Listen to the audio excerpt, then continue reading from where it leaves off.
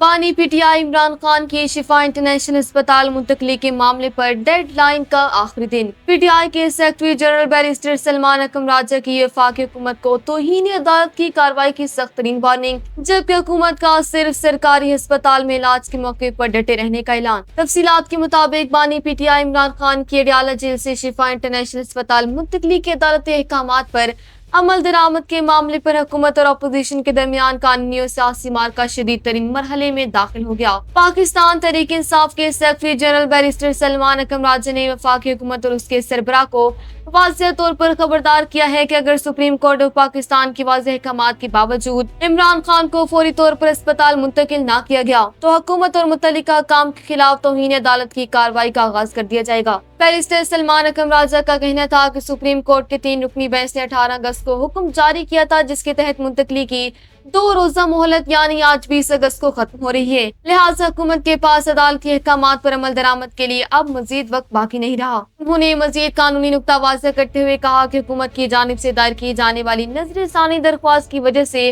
Supreme court کا اصل فیصلہ معطل نہیں ہوتا، اور جب تک عدالت عظمیٰ خود اپنے فیصلے پر کوئی باقاعدہ اسٹے آرڈر جاری نہ کرے، حکومت ہر صورت اس فیصلے پر عمل کرنے کی قانونی طور پر پابند ہے۔ دوسری جانب وفاقی حکومت اور وزیر قانون اعظم نذیر تاڑو نے حکومتی قانونی ٹیم کے مشورے کے بعد اپنا موقف برقرار رکھا کہ مروجہ قوانین کے تحت کسی بھی سزا یافتہ قیدی کا علاج صرف سرکاری اسپتال میں ہی ممکن ہے، کسی نجی اسپتال میں نہیں، اور اسی بنیاد پر حکومت فیصلے میں ترمیم کے لیے نظر ثانی کا راستہ اختیار کر رہی ہے۔